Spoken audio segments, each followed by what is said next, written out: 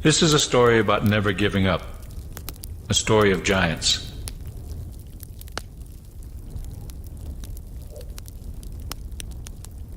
There's a long ridge in central Tripp County, South Dakota. It looks out of place. There was a time when it wasn't there.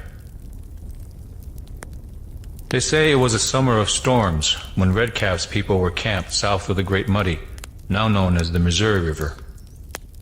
Cloud and Plum were married in the moon of ripening berries. 2 evenings later, a storm blew in. Big black clouds rolled across the sky, and the thunders shouted, their angry eyes flashing with the light of 100 suns. But the storm was not the worst thing that happened. Something dark and ugly came out of the night, ripping into the village. Cloud and Plum huddled in their lodge.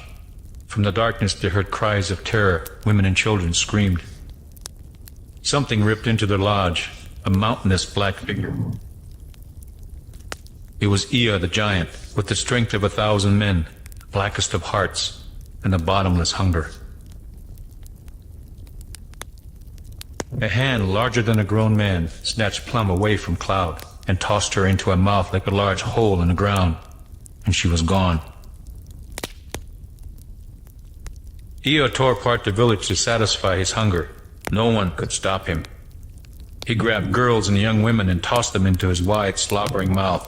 Then he was gone into the blackness of the stormy night. By dawn, the storm weakened. Red Calf gathered the council of old men to consider what to do.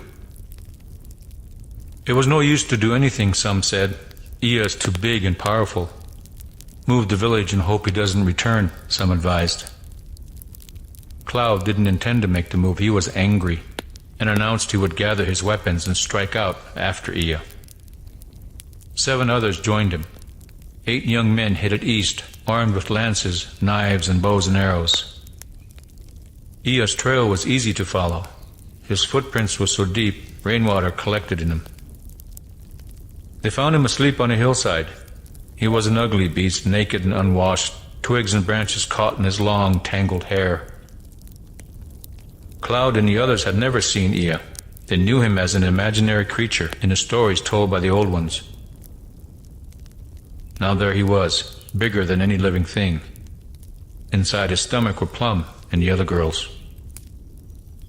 Black Fox asked the question on all their minds. How will we defeat such a thing? We will think of something, Cloud said. Ea arose and walked eastward, flattening everything in his path.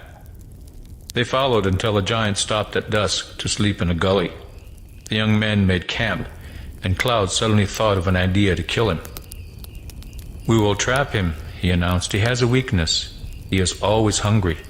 We will use it to trap him. I will offer myself.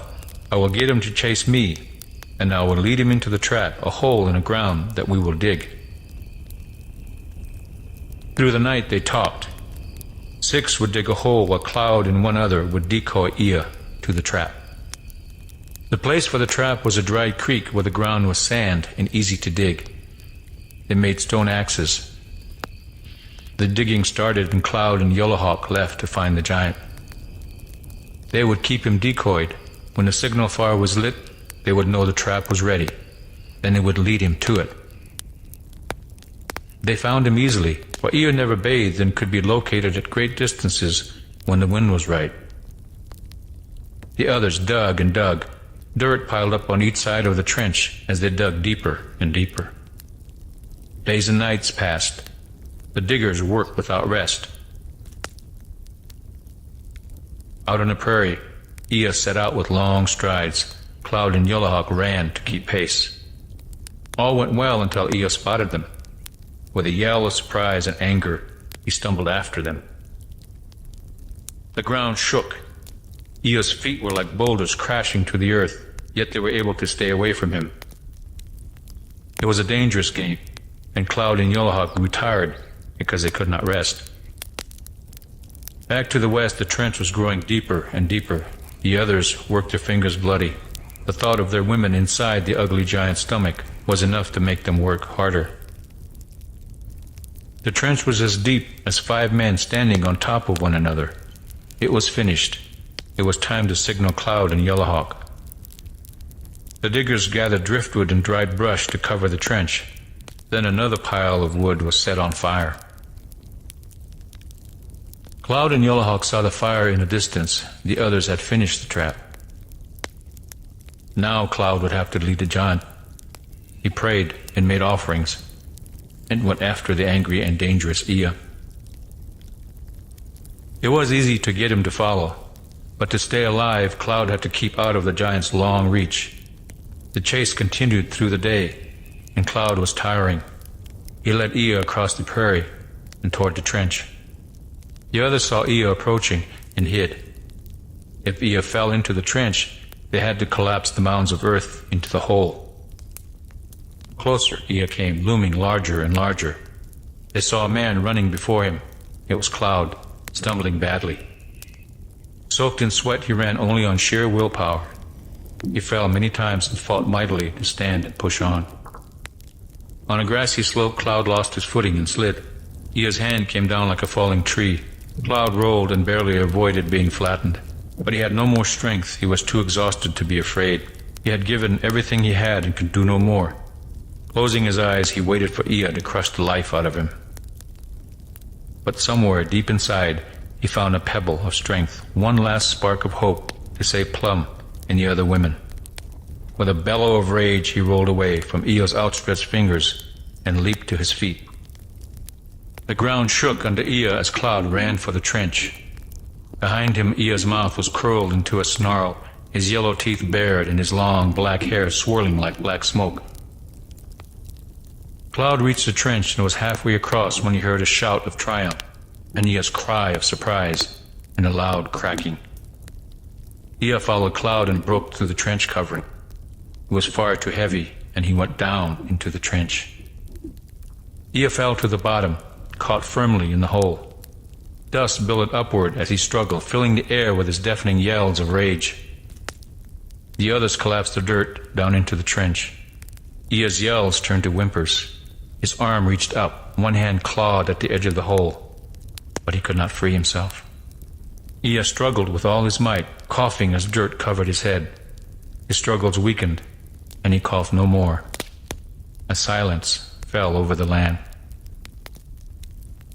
All the young men stood gaping at the dead giant. Somehow, they had defeated it.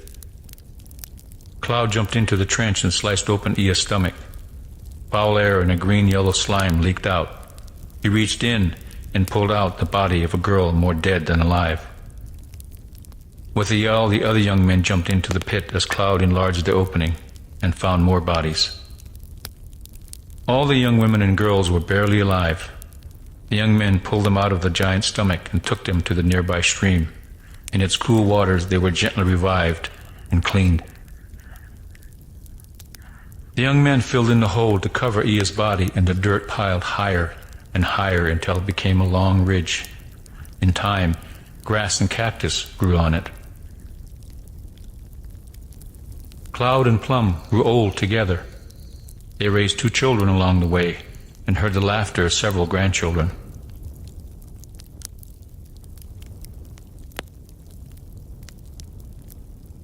On stormy summer nights, Plum would gather her grandchildren and tell them the story of a terrible, ugly giant.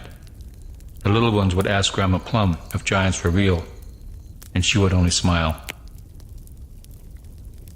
It was so long ago, that summer of many storms, in the days before the coming of horses. Plum, Cloud, and the others live only in stories now. The same is true of Ea. But there is a long ridge covered with grass and cactus running east to west along a highway. Many people drive by it every day. To most, it is only a long hill. A few of us, though, still remember the story of how Ea was defeated. We know that ridge is his grave, but in our hearts we think of it more as something built by love, courage, and perseverance, and by giants.